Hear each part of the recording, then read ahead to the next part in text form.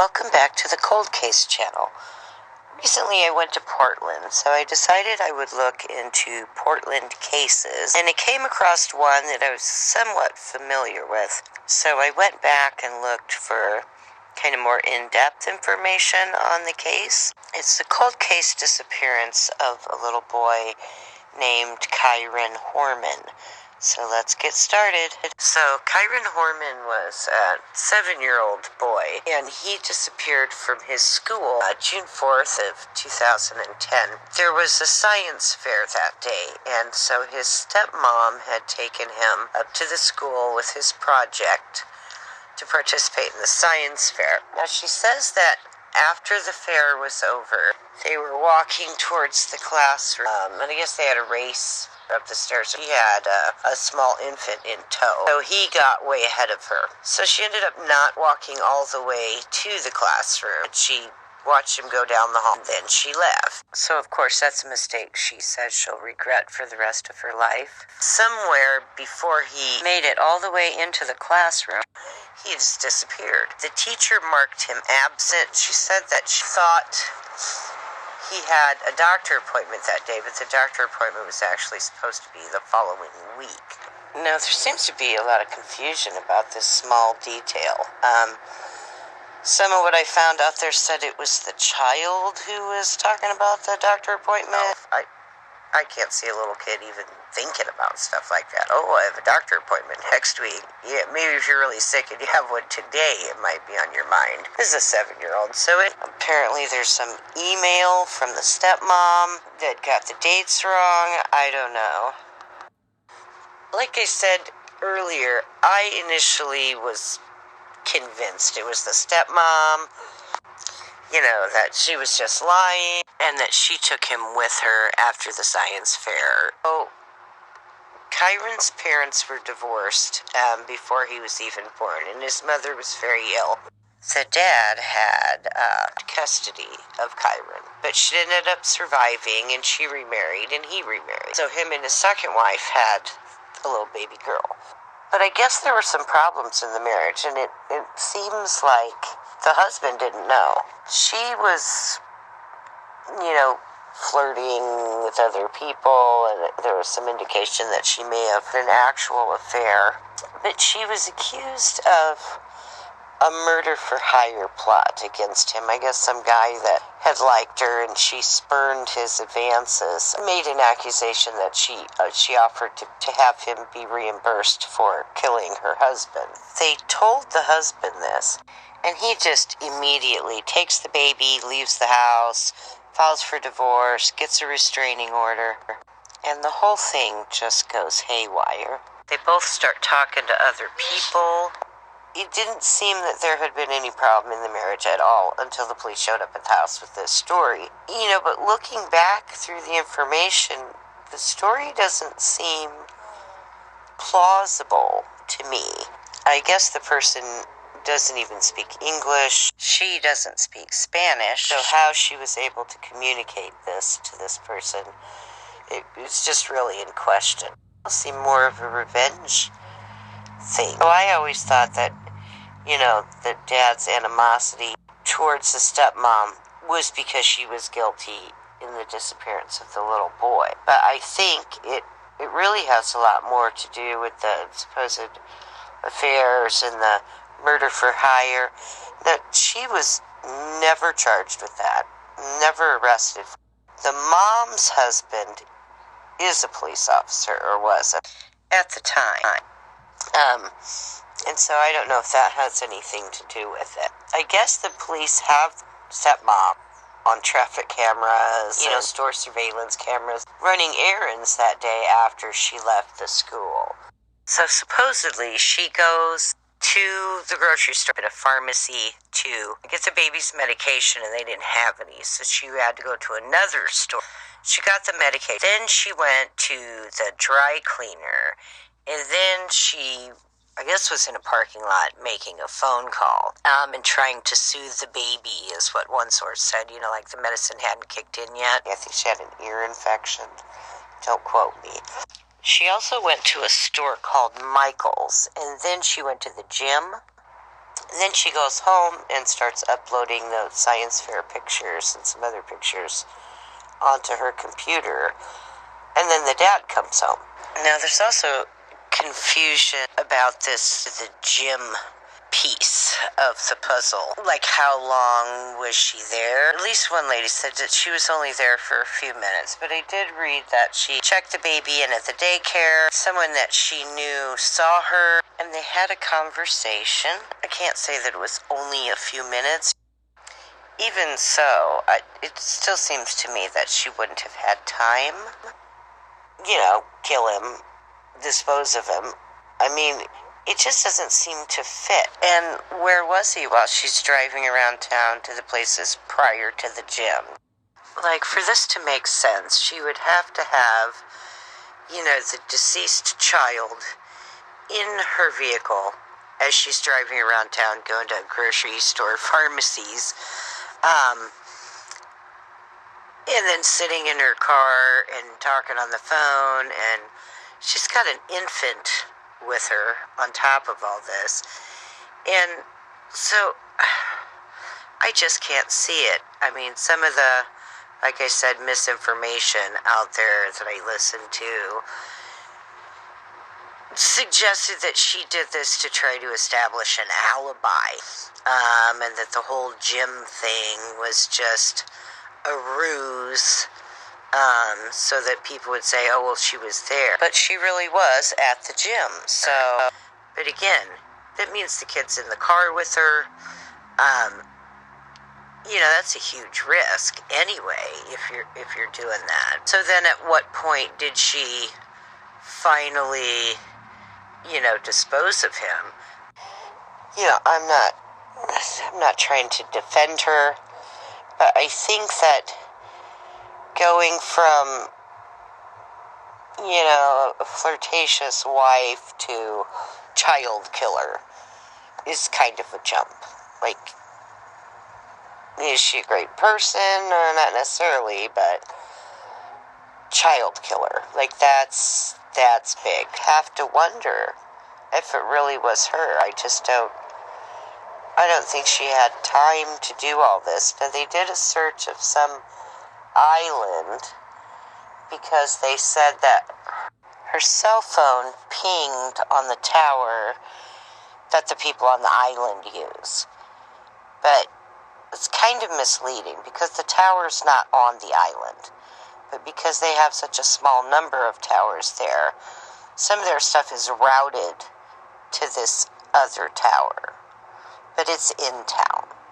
And so this doesn't prove that she was even ever on the island. I guess someone was able to figure out that there's only one way to get on the island, obviously, is over this bridge. And they have cameras. They know who went over the bridge and who came back, at least which vehicle. So, it doesn't seem like she was ever actually on the island. She said that initially they told her not to talk to the media about the case and to just be quiet. And she says that they told her it would, somehow impede the investigation.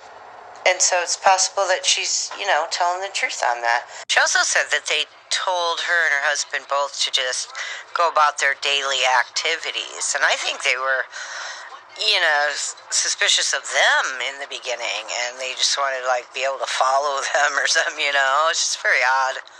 I guess they did give her a couple polygraphs or something, and they said that she didn't pass them. But she says the questions they were asking her were confusing. Like, you couldn't answer. Was the little boy in the truck with you? Well, of course he was. She took him to school. But if you say yes to that question, then what are you, really saying yes to? And she got a lot of flack for hiring a high-powered attorney. But, someone starts investigating you for the death of a child, please hire an attorney. I mean, it doesn't mean you're guilty. And then the other thing was one of her friends was working, said, in a rural area in northwest Portland on this really large property. Well, at lunchtime, they couldn't find her. Like an hour and 19 minutes or something. She just popped back up. She said she never left the property. That she was there the whole time, but she was just on the other end. And so they tried to connect her and the stepmom and say that they were in cahoots on this together. And they searched this lady's house and stuff, too. These two never even called each other that day. Like, there was no phone call, hey, come and help me, get rid of the little boy. The only actual way I could see that that would work is if during that hour, missing time for stepmom, if her cell phone pinged in the area where her friend was working. But it doesn't seem that it did, because there is, no mention of that anywhere. Also, I don't think the timelines line up. Everyone talks about the gym, but there was this piece of time where she made a phone call at 10:39 in a parking lot. And then she would have to have left there at 11:32 to go to the next location and arrive on time. So it's not even an hour. And then you have to subtract for the phone call, because she made the call at 10:39, but what time did she get off the phone? So by the time they're expecting the friend for lunch and she's not there, they already know where the stepmom is. And then the supposedly missing time from the gym, she was there at 12:40, and then she's at her house uploading pictures at 1:15. You have to subtract the time that she was at the gym. And then travel time and get the baby out of the car and into the house and settled and get logged into the computer. And the friend, if I remember correctly, also was polygraphed, and she passed. The stepmother at some point came out and said she thinks it was a guy in a white truck. Now, I think where this comes from is there's a witness that said they saw a white truck on this little access road near the school, and the police apparently were able to determine that this was the groundskeeper of the school, and that he was there that morning mowing the soccer field and got done right around the same time that the science fair ended. Now, originally he said he left the school right at that time, and then later he said no, it was about 15 minutes afterwards, which would have been 9 a.m. So that's most likely the truck that they saw. But now, Kyron's dad had a white pickup. And I think the stepmom was using it that day. Don't quote me. But so that would lead me to wonder, was the groundskeeper involved? Because if he was leaving right around that same time, how do we know he didn't have the child with him? And again, I'm not accusing him. Okay, just so we're clear. It kind of seems like they made up their mind that it was the stepmom and then didn't really look at anything else. Now, there was some information that they might have found the kid's glasses, and I couldn't get a definitive on that one either. But it just kept coming up in the searches. But then, when I look into it, it would say, oh, well, they did a Photoshop picture of him without his glasses. So I don't know if that's because they did find his glasses. And so they wanted people to, have a description of him without them. As if he's still out there, but without the glasses. There was a bus driver and a student and two relatives of the student who said they saw the little boy walking across the parking lot with the stepmom. But they didn't say if they were walking into the building or walking out of the building. And so when I'm looking at the timeline of when the bus would have gotten to the school compared to the science fair, and the science fair wasn't even over yet, for at least another 10 minutes at the time that the bus would have arrived. So, maybe it was a different child and they just thought it was him. I couldn't really say. My guess would be that that was a lady who had taken, maybe a younger child to see the science fair, and then they had already made it through all the exhibits and were leaving to go home. Well, he would have still been in there because he had an exhibit, so he had at least 10 more minutes that he would have had to stay for that, and then classes were starting. I will say, I think she'd have to be pretty stupid to be at the science fair and then take the kid out of the building and then say, no, I never took him out of the building, when people saw her. You know, I mean, I think you could cover your tracks a little bit better than that. You know what I mean? Like, there also was a student who said he saw Kyron standing by the south entrance, wherever that is, to the building at 9 a.m. And then later the police said, no, that's incorrect. So I don't know how they came to that conclusion. And so, of course, the case remains open, but unsolved. No one's ever been arrested. They've done multiple searches of the wilderness behind the school and the island, and you know, there's hundreds and hundreds of different volunteers and different professional search and rescue agencies have worked on this, and to my knowledge, they haven't even found one single piece of evidence. And one thing that I noticed is that the school borders a heavily wooded area. So there's, I don't know how many acres of forest, right, like pretty much touching the school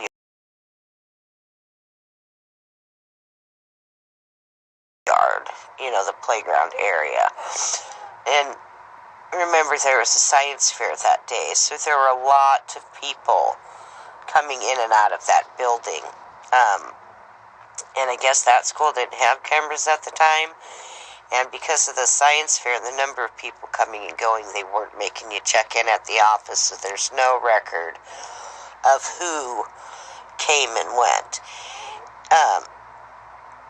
My thinking is that someone was in that building for that science fair, and at some point got the little boy and went straight into the woods. Now, just to throw this in here, because you can't rule anything out, but the teacher was saying that the kid was absent when he was clearly there. He was at the science fair, so how did she not know this?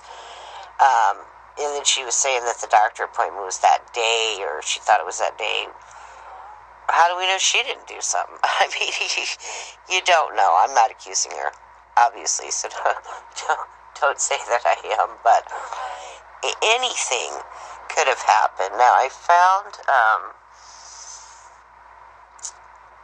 information where someone said they had witnessed a woman and a little boy in a white truck going down the highway, and then another car in tandem with them was like a red four-door sedan.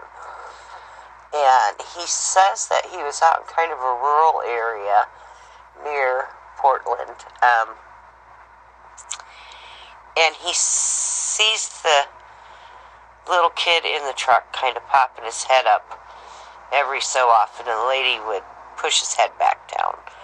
So at some point, this truck and this car go down like a dirt road or something, and he sees all the people get out. There's the woman and the little boy from the white truck, and then a man and a woman in the red car. He says the man opens the trunk and gets a shovel, and all four people head into the woods. So then later, he's a few blocks or something down the road, and he says he hears a gunshot. Then later, after he takes care of whatever he was doing, he gets back on the road, and he's going past a rest area, and he sees this car and this truck just flying, and this motorhome cuts them off and is going real slow, so they end up colliding, the car and the truck together. Then it hit the motorhome. So the guy said that he called this in multiple times, and nothing was done with it. And so finally, out of frustration, instead of calling the tip line, he called someone who had retired from that police agency, who was then working as a lawyer, and asked him to pass that information on. And so I guess the guy said, well, we already know where the stepmom was at noon, so we're not going to look into this? Strange. Anyway, I think the stranger in the woods theory is really the most logical theory. Totally not saying the stepmom didn't have anything to do with it, but it really looks like it would be pretty difficult for her to have pulled this off in such a short amount of time by herself and leave zero evidence in the house or the car. She's in recent years become a lot more vocal. Like I said, she claims that they told her not to talk at the beginning. But she's come out several times recently now and spoken, like Dr. Phil's show or whatever, taking the stance that, hey, I'm tired of being quiet about this because we need to find this little boy. Now, some people said there were emails that she hated the little boy and, she didn't like the husband and put this as a motive, but I'm thinking, why not just leave?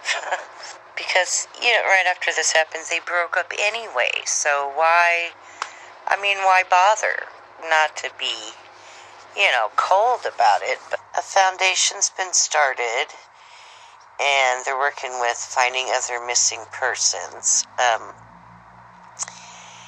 and I think a book was written as well, so that's all I have. Thanks for watching. Good night and God bless.